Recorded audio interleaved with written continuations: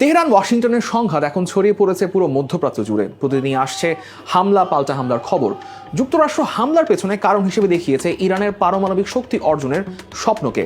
কিন্তু এখানেই বিষয়টা ইন্টারেস্টিং হয়ে দাঁড়ায় যে এটা আপনার কৌতূহলের উদ্রেক ঘটাবে। সেটা হচ্ছে ইরানের এই পারমাণবিক কর্মসূচির শুরুটা হয়েছিল যুক্তরাষ্ট্রের হাত ধরেই। ওয়াশিংটন শুধু ইরানকে পারমাণবিক সরঞ্জাম দিয়ে সাহায্য করেনি, তেহরানের শিক্ষার্থীদের MIT-তে নিয়ে শিখিয়েছে অ্যাটমিক রিসার্চ, যারাই কিনা এখন হয়ে উঠেছে আমেরিকার গলার কাঁটা। আজকের স্টার এক্সপ্রেসে জানবো সেই গল্পটাই।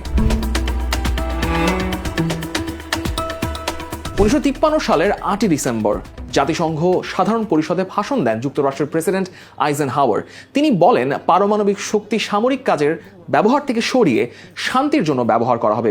আইজেনহাওয়ার জাতিসংঘের অধীনে একটি আন্তর্জাতিক পরমাণু শক্তি সংস্থা গঠনের প্রস্তাব দিয়েছিলেন, যার কাজ হবে পারমাণবিক পদার্থকে মানব কল্যাণে ব্যবহারের উপযোগী করে তোলা।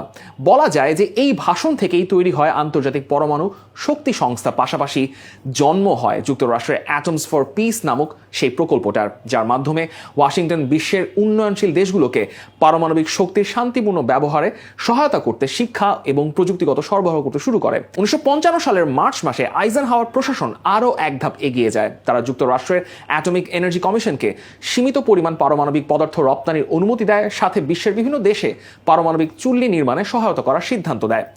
বিবিসির দাবি যে অ্যাটমস ফর পিস প্রকল্পের আওতায় বিভিন্ন দেশ যুক্তরাষ্ট্রের পারমাণবিক সহায়তা পেতে শুরু করে। এর মধ্যে কয়েকটি দেশ হলো ভারত, পাকিস্তান, ইসরায়েল এবং ইরান। 1953 সাল ইরানের মোসাদ্দেক সরকারকে হটিয়ে যুক্তরাষ্ট্র ক্ষমতায় বসায় শাহ মোহাম্মদ রেজা পাহলভির সরকারকে। বলতে গেলে ইরানের শাহ সরকার চলতে থাকে ওয়াশিংটনের রেসিপিতে।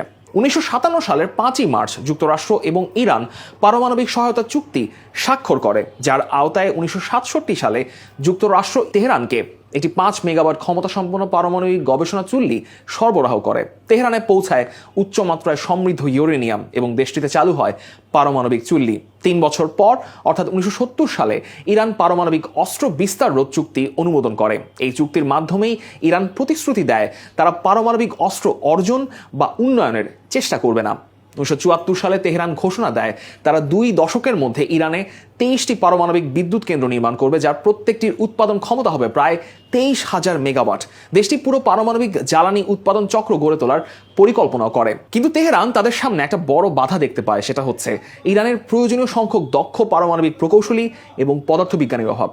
এই সমস্যা সমাধানের জন্য ইরান যুক্তরাষ্ট্রের ম্যাসাচুসেটস ইনস্টিটিউট অফ টেকনোলজি বা MIT-র কাছে যায়। নিজ দেশের শিক্ষার্থীদের জন্য MIT-তে একটি মাস্টার্স প্রোগ্রাম চালু করে, যাতে ইরানের প্রথম প্রজন্মের পারমাণবিক প্রকৌশলীদের প্রশিক্ষণ দেওয়া সম্ভব হয়। এই শিক্ষামূলক কর্মসূচিতে প্রথম 2 বছর ইরান প্রায় $13 লাখ খরচ করে। কিন্তু ওয়াশিংটন তেহরানের পারমাণবিক সহযোগিতা খুব বেশি দিন স্থায়ী হয়নি। 1979 সালে ইরানে ইসলামিক বিপ্লবের বিজয়ের পর সবকিছু বন্ধ হয়ে যায়। প্রযুক্তি ইতিহাসবিদ স্টুয়ার্ট ডব্লিউ লেসলি ও রবার্ট কার্গন এক প্রবন্ধে লেখেন, MIT-তে কেউ কল্পনাও করেনি যে তারা ইরানের শাহের জন্য যে প্রোগ্রাম তৈরি করেছিলেন তা এত দ্রুত ইসলামী বিপ্লবীদের হাতে চলে যাবে। কেউ বিশ্বাস করতো না যে তারা যেসব ইরানি শিক্ষার্থী ও শিক্ষককে প্রশিক্ষণ দিচ্ছিলেন তাদের অনেকেই বিপ্লবের পক্ষে অবস্থান নেবেন। ইরানের Arya Mehr University of Technology, যা MIT-এর আদলে গঠিত হয়েছিল, পরবর্তীতে এটি হয়ে ওঠে ইরানের বিপ্লবী ছাত্র আন্দোলনের অন্যতম কেন্দ্রস্থল। ইরানের ইসলামী বিপ্লবের পর ক্ষমতায় আসেন আয়াতুল্লাহ রুহুল্লাহ খোমেনি, কিন্তু তার নেতৃত্বাধীন নতুন ইসলামী সরকার শাহের পারমাণবিক প্রকল্পগুলোকে সরাসরি প্রত্যাখ্যান করে। নতুন সরকার পারমাণবিক প্রকল্পকে অকার্যকর এবং ব্যয়বহুল উদ্যোগ মনে করে, ফলে প্রায় 5 থেকে 6 বছর ধরে পারমাণবিক শক্তিকে সম্পূর্ণ অবহেলা করে ফেলে রাখে ইরানের নতুন সরকার, এবং এই খাতে প্রশিক্ষণপ্রাপ্ত বহু অধ্যাপক দেশ ছেড়ে পালিয়ে যান। তবে সময়ের সঙ্গে সঙ্গে ইসলামী বিপ্লবের নেতৃত্ব বুঝতে শুরু করে যে পারমাণবিক প্রযুক্তির কৌশলগত গুরুত্বটা আসলে কি। তারা শুধু দেশ ত্যাগী বিশেষজ্ঞদের ফিরে আনার চেষ্টা করে না, বরং নিজস্ব গোপন পারমাণবিক কর্মসূচিও তৈরি করে। আর সেখান থেকেই শুরু হয় ইরান যুক্তরাষ্ট্রের পারমাণবিক কর্মসূচি ইস্যুতে এক বিরোধ, যার বর্তমান পরিণতি বর্তমানে দেখছে পুরো বিশ্ব। দ্য ডেইলি স্টার যে কোনো মুহূর্তে আপডেট পেতে ভিজিট করুন দ্য ডেইলি স্টার .net এর ওয়েবসাইট, এবং একই সঙ্গে ফলো করে রাখুন দ্য ডেইলি স্টারের ফেসবুক পেজ এবং সাবস্ক্রাইব করুন দ্য ডেইলি স্টারের ইউটিউব চ্যানেল।